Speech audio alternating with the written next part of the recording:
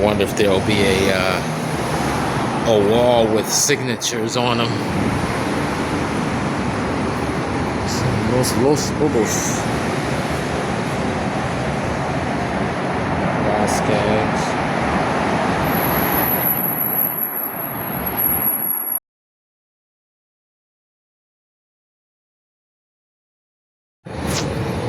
Let's check it out.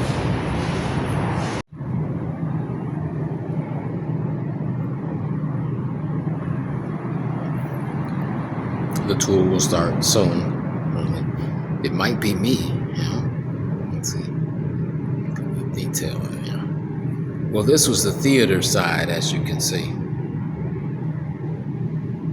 The entrance.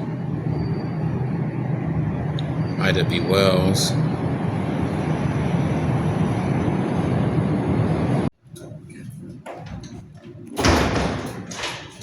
He was saying there was a tunnel that connected Congress Hotel. Congress Hotel was an extension of the Auditorium Hotel.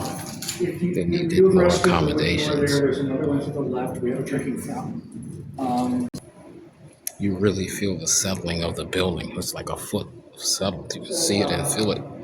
Just so you're aware, in the lobby of the Auditorium Theater, because the auditorium building was his idea.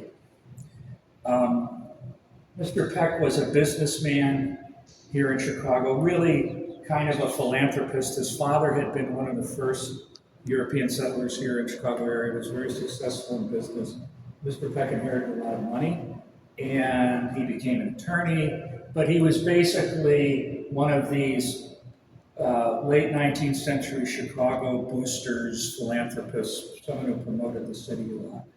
And on top of all that, he was an opera lover. And if you were in Chicago in the second half of the 19th century and you wanted to hear opera, you could, but all of the opera that you heard would be visiting opera companies coming from out of town.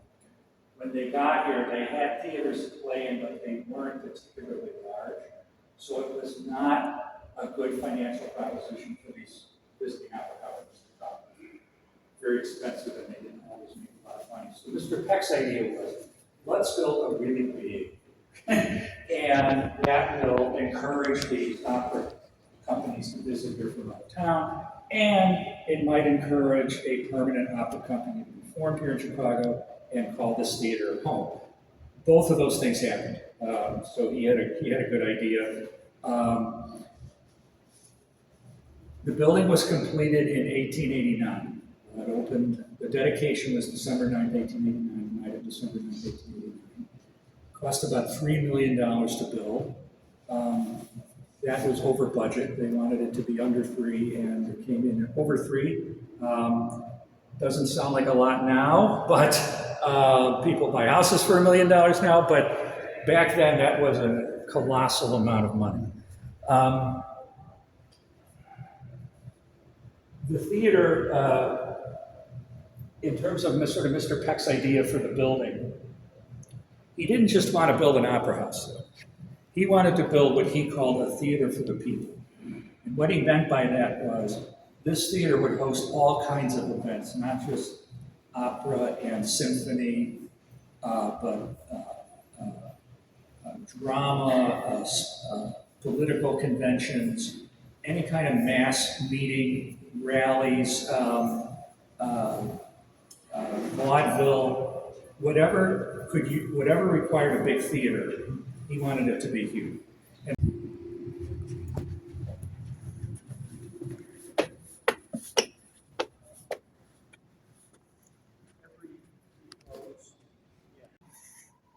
This side is music, represents music, because you've got this sort of bust here, this medallion, is the German opera composer Richard Wagner, representing opera. This is Franz Joseph Haydn, representing orchestral music.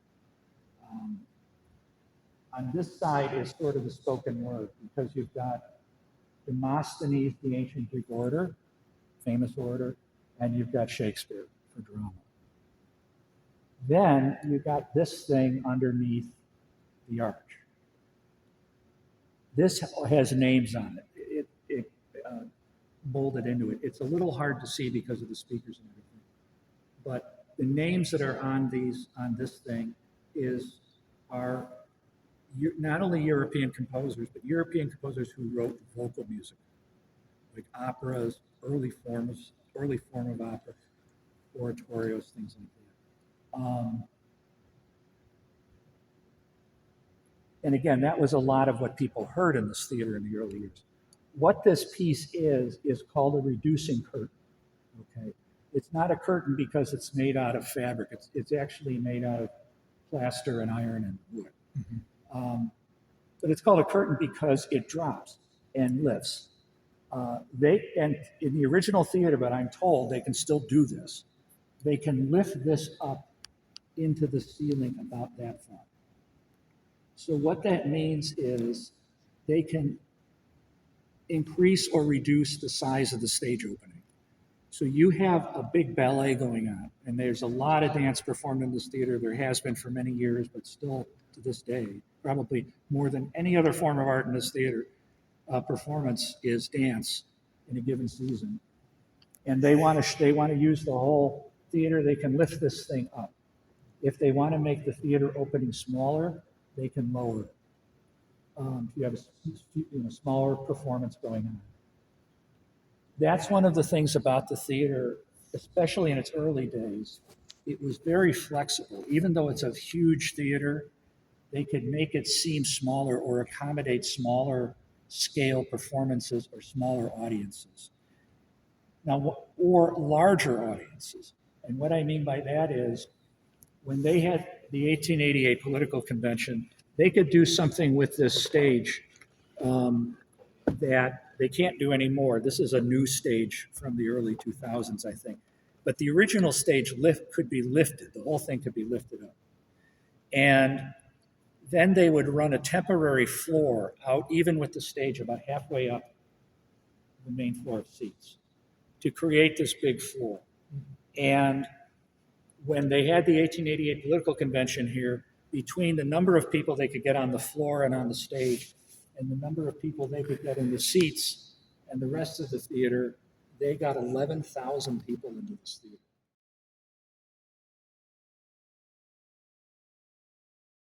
It went down. But it's still very large. 3,700 seats is still a very large theater by today's standards.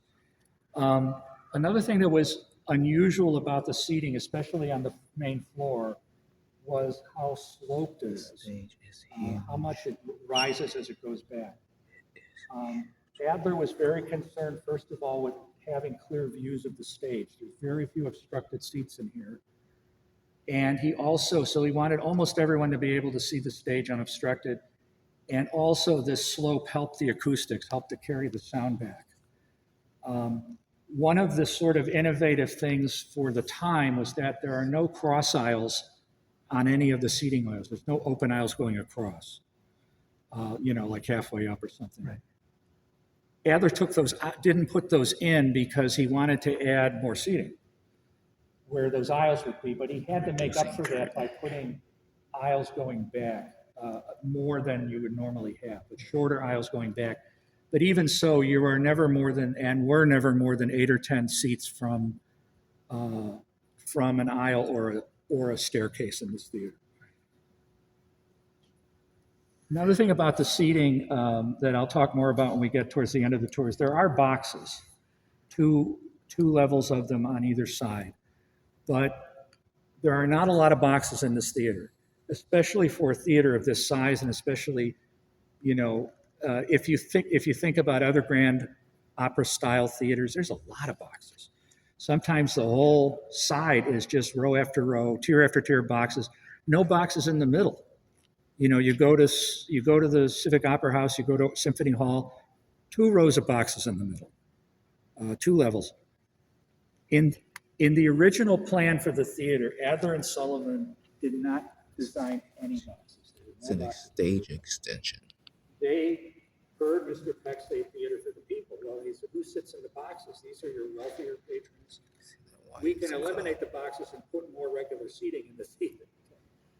But Peck came back to them and said, unfortunately, seats or more seats or even more seats. And they could cut These down are curtains. the number of seats by like 1,500 and make it seem like a Closer much to what it was smaller theater originally. if they As wanted well, to. they had curtains here. Upper balconies. All right, we're going to go back to Cover up if there were seats weren't selling. and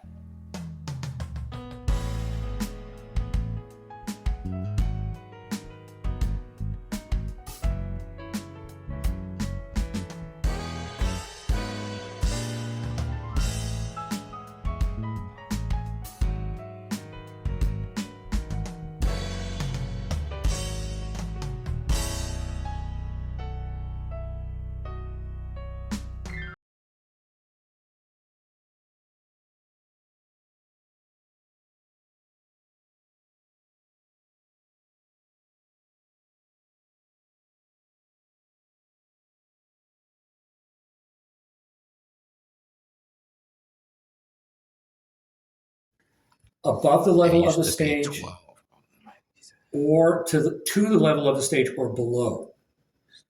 And one of the things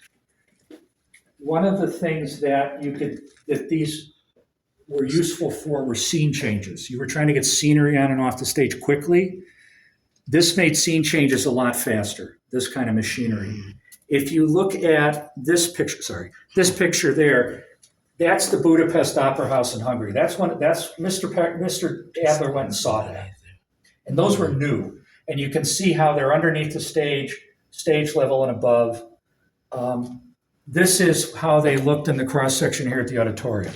So Mr. Adler came back and he adapted the stage pistons he saw in Budapest, in Hungary, to what were here. This is an actual picture of one of the original stage pistons, fully extended.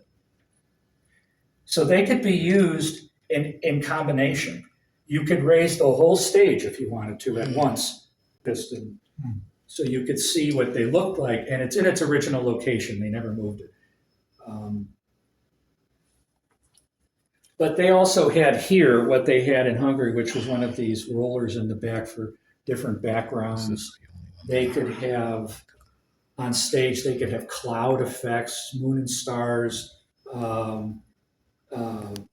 They had something called a thunder machine, which was basically just a big iron slide that they would roll a bowling ball down. And as it went down, it sounded makeup mirror lights are so bright, and why they have reflectors around them sometimes, is to simulate stage light. So if you're putting on makeup and a costume, you're going to go on stage, you're going to have really bright lights on you. So you want to see what you're going to look like from the point of view of the audience.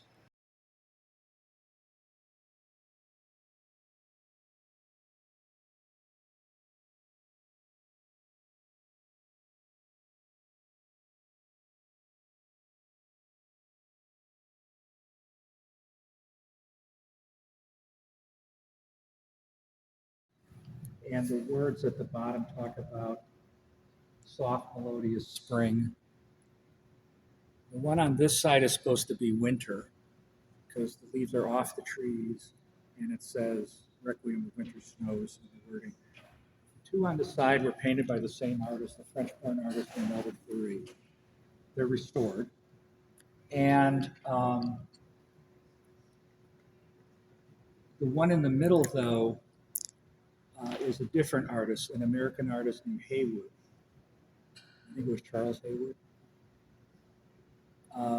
And there's 40 figures in that proscenium mural. This also has been restored. Haywood won a competition. He was only like 25, but he won a major competition to get the right to paint this, get the commission. All of those figures are life size. So if we were standing next to them, they'd be as tall as we are. And I can't go into everything, what all of them mean, but if you look at that sort of temple thing in the middle where that winged, that angel figure is, it says the utterance of life is a song, the symphony of nature. So that's kind of the themes of all of these murals is life, nature, and music. So there's natural symbolism, there are people, and there are musical symbols. And this one over the stage is supposed to represent life from beginning on the right to end on the left. So it's the passage of time, spring, life, winter. What we also have here, original art glass skylights in here, which were taken out at a certain point, probably because they were deteriorating, and they just put these kind of placeholder things back in. Hopefully someday they'll be able to replace them or reproduce them with something that looked like the original. But the building actually goes up above the theater. This is not the roof of the building. It continues up a few stories. And what's directly above the theater is a room that used to be one of the dining halls for the hotel, for the Auditorium Hotel. It's now a performance space for the university. It's called Rudolph Gans Hall. They have restored it. They repurposed it into an auditorium, but they restored a lot of it. This is that high balcony. Y'all know I don't like heights. I'm afraid of heights. I'm afraid of heights, but this is okay. As long as I stay back here. That's fine. If you want to stay back, because it gets worse when we go out here. Sure. But I do want to come out here just to show Holy crap. you all, or whoever wants to come out, this upper section. Wow, look at this. Because this is as high as we can go. Over there, yeah. And if you want to go up there, feel free. And this is original. This is how they got. Yeah, that's the catwalk. That's how they get from out there to here. Oh, interesting. Now the seats that you see here are the original seats that have been restored and reupholstered. But you can see how narrow they are. Yeah. And originally, all of the seats in the theater, not just the ones on these two levels, but the ones in the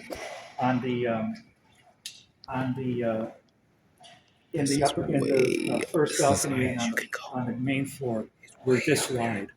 They were all kind of narrow. So that's how they could get 4,000 people in this theater, was putting them in really narrow seats. One of the things about the seats is that if you pull one of them down, there's some decorative pattern, and it says AC Auditorium, Chicago Auditorium. Now, when I talked about those panels that came down, Stop.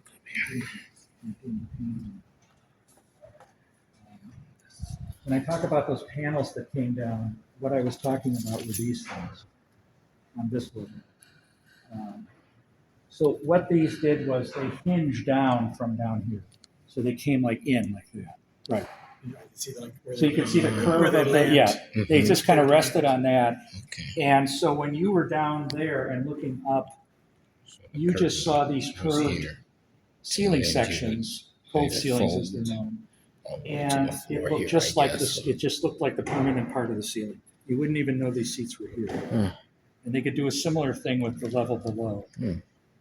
The other thing we can look at up here are these. There's more of these ventilation domes right here. These are the same kind that are in the acoustical arches. Yeah, I feel like yeah, it is. The thing about it is, it's sloped, number one, very sharply, but because of the settlement of the building, it's pitch forward. This is part of the settling. Right. Now it's safe, but it does. Right. It is. No, but it is a noticeable tilt forward. Yeah. There's no way I'd be up here.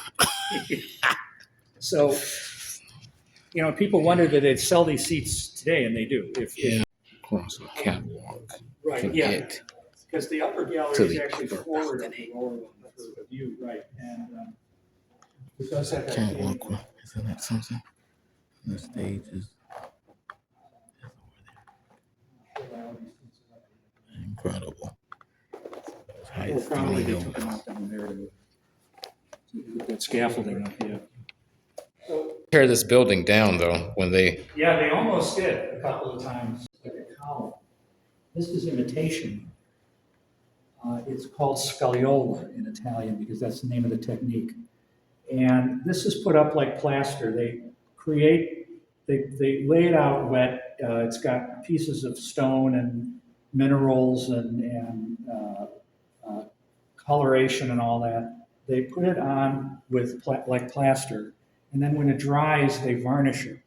So it not only looks like marble, it looks like polished marble.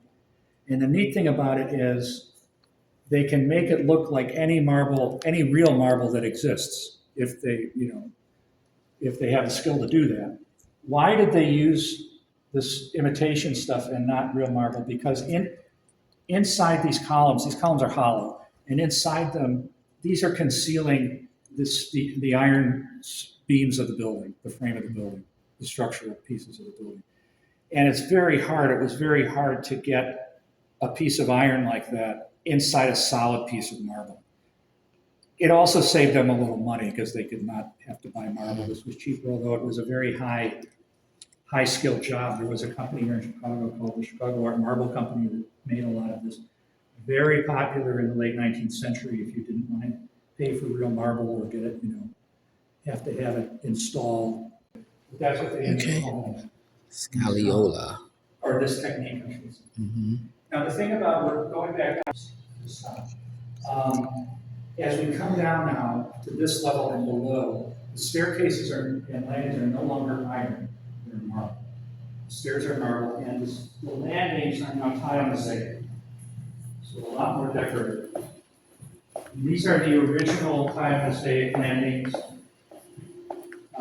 restored, designed by Louis Sullivan. Every landing that has one of these on the 3 staircases, the designs are all different. We also have stenciling. This has also been restored.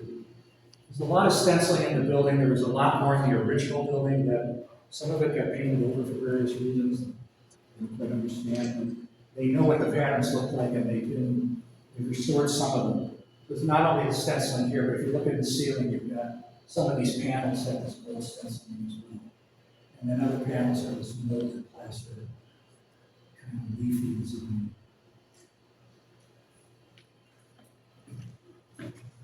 We keep going down.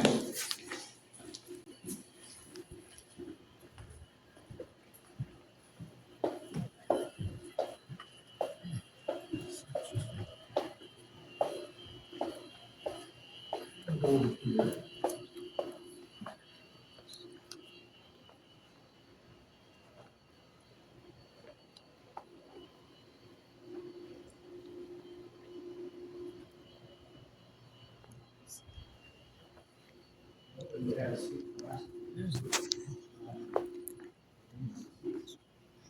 So when I talked about the slope of the seats to help with this line of sight and also to help with the acoustics, you can see it from behind here. We're 16 feet taller than higher than the first row, even though it's the same floor of seating, main floor.